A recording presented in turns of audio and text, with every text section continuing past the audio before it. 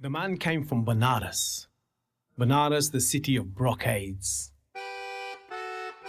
And he made his way into the forest.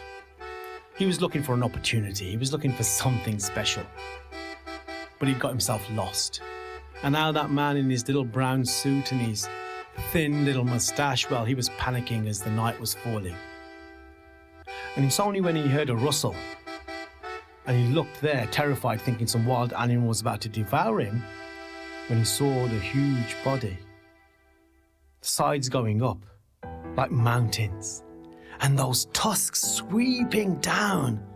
My goodness me, it was the king of the elephants. And as the elephant came closer, "Are you lost?"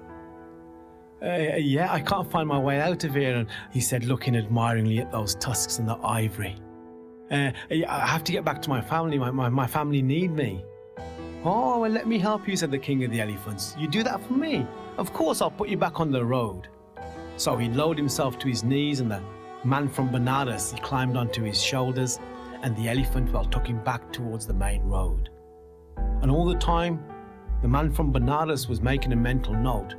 That particular rock that looked like a woman sleeping on her side. That road that forked off into three directions, it was the middle road he had to take.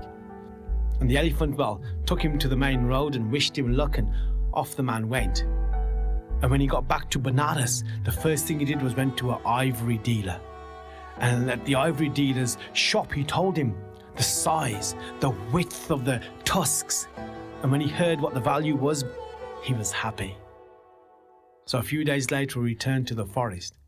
Past that path that took three routes, he took the middle one. Past the rock that looked like a woman sleeping on her side.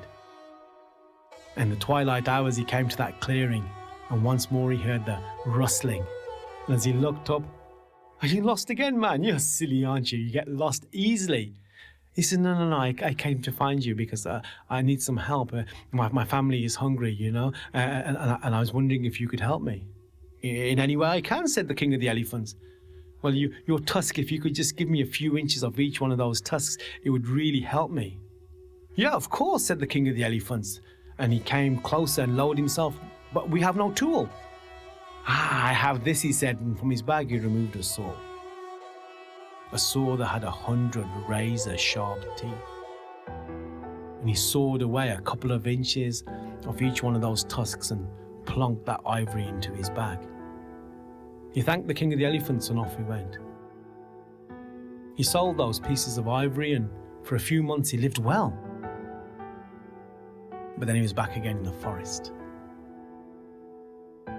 And when he saw the king of the elephants says, "Oh, did you get your problems sorted out?" Yeah, it's like this," said the man from Benares.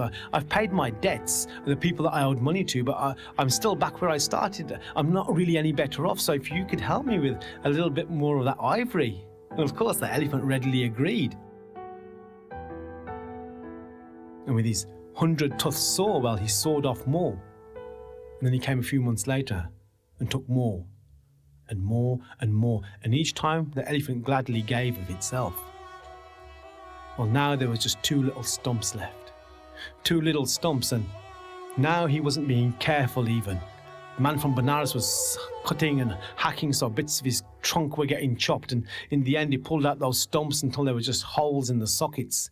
And he put those bloody stumps into his bag, and this time he didn't even thank him, and this time he didn't even look back, because if he had, he would have seen that beautiful beast fall to its side and breathe his last breath.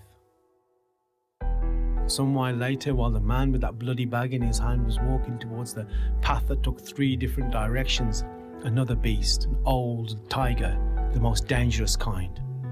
The old tiger leapt onto that man and tore him to bits while he was still alive, and the pain, well, I can only describe it as the pain of being cut by a saw with 100 razor-sharp teeth.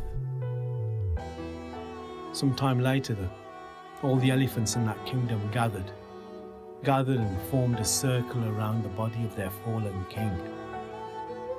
And as one, they lifted their trunks and they trumpeted out such a sorrowful, pitiful lament. A lament for the cruelty of man and the cruel world of men.